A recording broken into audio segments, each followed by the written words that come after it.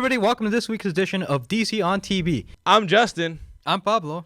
We are back from Earth 2. However, not every show made it back with us this week. What a crazy crossover on that one. What a crazy turn of events. So, with the shorter week, we will try to get more into depth about the episodes. Depth, not deaf. We're not deaf. No, I want to go deaf by hearing the episodes too loud. Okay. All right, here we go. Starting off with Supergirl to kick off the week. What did you give this episode, Justin? Oh, I didn't see it. I thought Supergirl was super. I liked how she was in it. I liked the characters around her and how they both came together to accomplish a goal of making this Supergirl episode the superest of girlest episodes ever. Back to you in the studio. So in this episode, Kara declared her love for Guardian. Do you think that's out of left field? Yeah. Well, I want her in Mon-El. Because that didn't happen. So this week started off... You gotta play with my emotions like this. So this, being Valentine's week, was a perfect week for this episode because I think it dealt a lot with the Kara and Mon-El relationship. Do you now? Which that was cool, except it felt like the episode was two different episodes just because it was, here's action, here's the actual story. Now we're taking a break completely and we're just going to focus on Kara and Mon-El, which I thought... is perfect. It didn't really flow for me. But even with it being Valentine's week, it was just not the best episode for me. They also brought back Lillian Luthor. She was on trial. She hasn't been around. She has not been around for a while. So why should I really care about this episode? You know, you're bringing characters that haven't been in for quite a while. And so the episode pretty much, Lillian's being held on trial. People think that Lena is helping her out because Metallo shows up with kryptonite. Metallo is who again? Metallo? The Asian lady. The guy. Metallo is the guy with kryptonite in his heart. Oh, that's the one that beat up Superman. Mm-hmm. Okay, continue. So it seems there's footage evidence showing that Lena took some kryptonite from her own stash. Mm-hmm. Turns out it was just doctored, and Lillian was trying to get Lena. Why there's that big of a delay? I have no idea. That's weird. Stop recording on that because that is annoying. Hello? We didn't even record on that, which is right next to you, right? I'm recording. Okay. Or let's just keep that then. So that's weird. I literally just turned my phone on and it did that. So it appears that Lillian is manufacturing this footage to make it seem like Lena is trying to help her out, trying to convince her to join that side. Mm-hmm. And I've liked that she's kind of been good this whole time. You know, it doesn't seem like she's evil, but then at the end of the episode, they made it seem like, oh, she's got ulterior motives, and not everything seems like it is. Mm-hmm. One thing I loved about this episode, we saw Lionel Luthor. What? And Lex Luthor. It's funny you say that because I saw your post and I was like, oh, what does this mean? It made me intrigued. How was it? I have so many questions. Let me tell you that it made sense, you know, for me saying that it felt like two different stories. Both the Luthors and then the Mon-El and Kara stuff. Both were good. I just wish they would have been individual, not really connected, because it really seemed like we're taking a break from this to go to a love story, which I'm not the biggest fan of. But Pablo hates love, everybody, especially this Valentine's week. If it makes sense, I'm all for it, you know. At P-Boy on You Twitter. had the whole relationship of Kara's sister, Alex, and Maggie. And that seems natural. I'm okay with that relationship because it's not... it took over so many episodes it built. It didn't.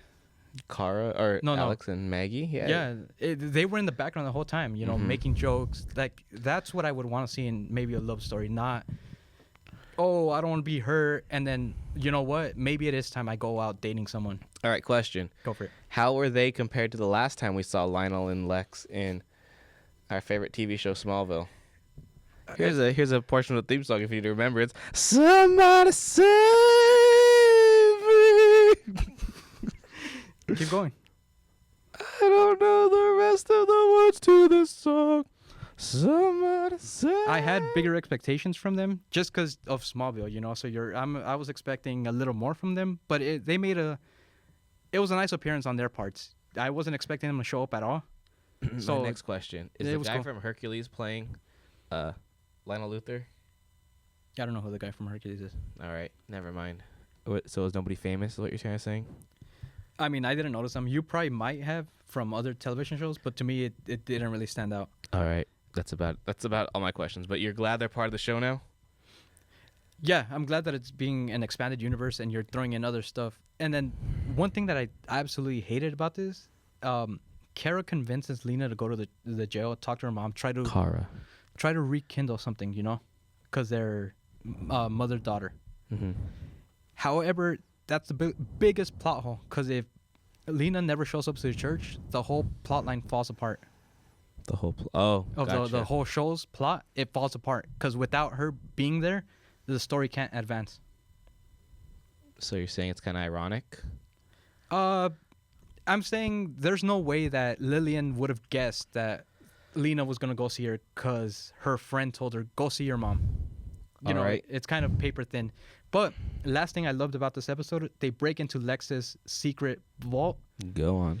And? Guess what they find? Okay. Go. It was a Black Mercy, the thing that lets you see your dreams. It creates a dream state. Who uses that? Lobo uses it on Superman. And I believe it was used on Supergirl in the first season as well. I don't remember. But okay. I'm pretty sure we've seen it. Lobo's pretty dope. I barely know Lobo, but he looks dope. Okay, that for sure was in Justice League. And just, you know, I'm pretty sure it's been on before. But other than that, the second thing that this thing is awesome. I can't believe they actually show it. It's Lex's war suit. Oh, like when he's like in the robot suit? Mm-hmm. Oh, they showed that. Do you think we're going to get Supergirl versus Lex? Like they're going to be like, all right, we're going to do what like we couldn't do on Smallville. You know what I would hate about that? This show called Smallville. Let me sing you a bit of the song. You're unaware. Somebody save. The thing I hate about that is they're not Supergirl villains. Every villain you've taken, it's a Superman villain. Who are Supergirl's villains? That's not that's not what we should be questioning. But then it goes back to like, isn't Arrow just Batman? Talia isn't in his rogues gallery. Neither is. Yes, that is true. But they do have overlapping main villains. Deathstroke's a DC villain though, because he came out of Teen Titans first. He came out in Batman first. I thought it was Deathstroke the Terminator. Yeah, he came out in Batman, and then they made him a Teen Titans villain. All right. But it just seems. Well, look at Arrow. They had the Royal Flush Gang. I just said that. What? No, you didn't. You said it, but that's not. Michael's giving me hand signals. Look, if you just look at Arrow, they've expanded smaller villains. Count Vertigo. They've had 2 versions of him. Mm-hmm. They've had Brother Blood. Mm-hmm. They've had Prometheus, which I believe is a new villain. Prometheus is a Arrow villain. A new Arrow villain. I don't know if he's been in the comics. I thought he had. I'm pretty sure he has. That's just the point I'm saying. You know, they have all these B-list villains, C-list that they can bring up to a bigger light. Mm-hmm. And I think they should explore that, because I mean, I see what you're saying. The villains are good, but it's just Lex. You don't need Lex. You don't need Lex. You don't need Livewire. You don't need Metallo to be on Supergirl. I see what you're saying.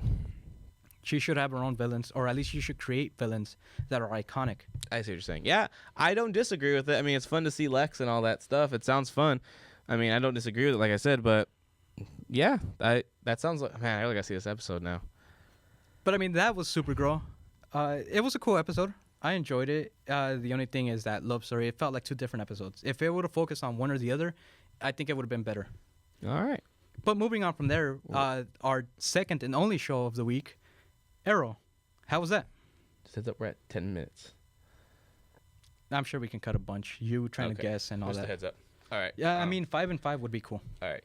Back to the show that I actually did watch this week is Arrow. And I really like this.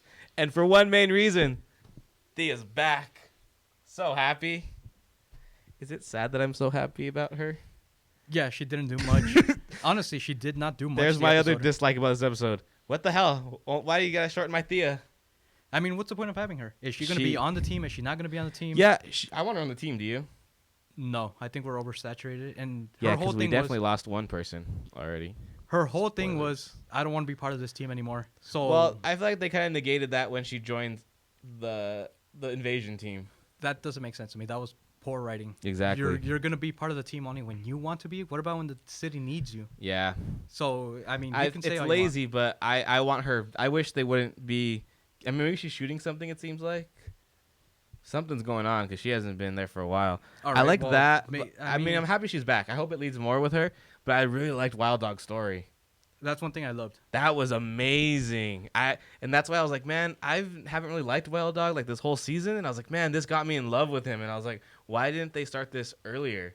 Another complaint that has to do with not this episode, but man, wouldn't this have been a way better introduction to the character? Like when he's having his fights with Oliver, then you can have that thing where it's like Oliver, you know what I mean? Like I actually then really it's like, liked it. oh, this guy's just bitching a lot kind of thing, or he's annoying a lot, and then it's like, oh, you see why, and then I would feel more for him. See, I never saw that with him. That was kind of all just on you. I didn't have a problem with his character, and He was I a little thought annoying to me. I thought at this point it felt I guess better introduction to the character or more background on him, like you're saying, because we did have his whole episode with him and Quentin, and then to take on that Wasn't a fan of that. the reveal of something from his past, showing how he got up to that point. Oh, that scene when he's like, she's already lost her mother. I'm not gonna make her lose. Oh, that was good. Good acting.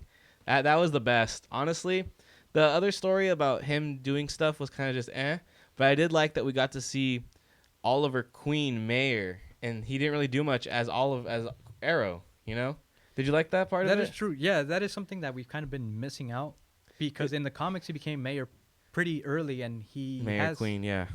He's doing stuff around, and I kind of liked it too. It kind of seemed like it turned into just the Arrow show when it should be a mixture of. Yeah, why is Arrow the main character on Arrow, right? No, but I mean, he's a mayor. Obviously, he's got to do stuff throughout the whole Yeah. day. So you could at least throw. Or at least show more of the struggle of in his juggling day- the life. Exactly. It shouldn't just be. Like, I felt like the Nolan movies kind of did that good with the Bruce Wayne where he's asleep at the boardroom. Like, stuff like that. Like, really put into question if he is really a good mayor. Little something more realistic. I would be down for that. But, fine episode. The one thing I did not like, Yeah. that I'm sure that you didn't like either, was the whole take on their gun issue. I just felt like it was kind of forced. I mean, I'm not saying like, oh yeah, I agree that with their statement, or saying like, I don't want to see political statements in my television. I'm fine with it. It's just felt a little forced in it. Their outcome as well. Like, I know they probably try to do this as a good. You both, like, no matter what side you're on, you can come to an understanding over something. But it just seemed, I'm going the opposite with you. People watch these shows to try to get away from everything that's going on in their everyday lives. Throwing that back into the show, it doesn't really help. Especially when I'm trying to watch a show about superheroes, Yeah. I don't want to focus on Political statements. what's happening on everyday life. And What do you mean, the fake news out there? I'd just rather not talk about that when I'm trying to relax and unwind. Yeah, I get what you're saying. That's a valid point. But I read stuff about how like this is gonna play into his whole killing thing, and I'm like, this is kind of forcing that too much. Whether he can kill it, to me it's lazy. And then I thought it was really lazy his whole speech that he made at the end, like when he's like, we are gonna ban guns and all this. I thought that was horribly written, as far as like it went like so far around just to get back around here, when he just could have just done like an easy thing, I'm the mayor. Well, I mean, their I'm whole thing declaring wasn't this. even about banning guns. It was like, But you know what I'm saying, right? yeah, how do we come up with something that both sides are happy with? Yeah, And it's like, that was a little weird. don't want to see that in my show. I don't need that. Like, good for trying to have a conversation, but people who watch the show aren't going to take that seriously. Yeah. Like, it's supposed to be entertainment. So, It's superheroes. Come on. yeah, I'm not going to go to superheroes for my political, what I should be thinking or what should I be looking into. Yeah. I liked his speech at the hospital, though, to the guy that was killing everybody. That was cool. That's why, like I said, I liked... TV-wise, comic-wise, if you just focus on that, yes, it was fine. But my problem was that it was centered around the whole thing. Like, this guy just gave up. So the whole story was... Don't go and explain. Well, we didn't give... Well, no, but you got to... We didn't even give what happened. You just said, oh, here's things I liked. It should have been like a quick... On Arrow this week. Okay. But from here, it just seemed like he gave up at the end. Oh, you're right. I did wrong, which doesn't make sense, because it seemed like if he knows he did wrong, he wouldn't have been caught so easily, or he would have put up more of a fight. Yeah, I liked him talking him down, though. That's why I said, like, I like Oliver doing some stuff out of the suit, because he can accomplish a lot. He's a mayor, That's what I said. If you look at it, That's a TV good point thing, too. Yeah. It's fine. As a mayor, you can influence a lot of people, even as many as Arrow can. Mhm. But like, did you like that Felicity wasn't a part of it that much? Yes and no. She really did nothing this episode, huh? She gave information off the. She needs to stick to like being Oracle. Mm-hmm. Yeah, when she's Overwatch, Which that was fine. When she's Overwatch, she's fine. Yeah, she was all right this episode, but her whole thing, I don't want to talk about this. We're not gonna get political. It just, I don't know. That's the problem I had with it. It just might be me. Like other people might be fine with it, but again, I'm not watching this show for my political ideas. Yeah. I really don't have much to say about this. Do you? We're at 6 minutes. But other than that, the episode, I mean, It was really good. it wasn't the worst of the season. Yeah, I thought it was a good episode. But it wasn't the best either. Yeah, I would agree with that. So since you've seen both, which one do you think is best this week? That's What takes our? see, what do we that's give where our top spot? I had a real hard time just because both episodes are good. But there's no clear winner. Yeah, I'm guessing my dislike of the Arrow plot Mhm. is gonna The political knock it down. makes so sense. I'm gonna go with Supergirl. Makes sense. Supergirl and then Arrow. Supergirl, and then Arrow. Mm-hmm. What about you? I really liked Arrow this week. Supergirl. And that's what I'll have to say about that. All right, guys. Thanks for watching this week on DC on TV. Let us know what you guys thought about the episodes this week in the comment section down below. Don't forget to like and Subscribe and let us know what you thought, which was better. Did you like Supergirl? Did you like Arrow? What'd you think? Easier this week is only 2 episodes. And next week, are we getting Gorilla City next week? Gorilla City. I'm ready for Is that that. what it's called? I don't even know if it's I don't called know what that. it's called. But man, we got Jesse Quick coming back. We've got Grodd coming back. So happy. All right. And if you like, don't forget to follow us on Instagram at Screenophiles. Screenophiles. And as always, you've just been filled in. You've just been DC'd.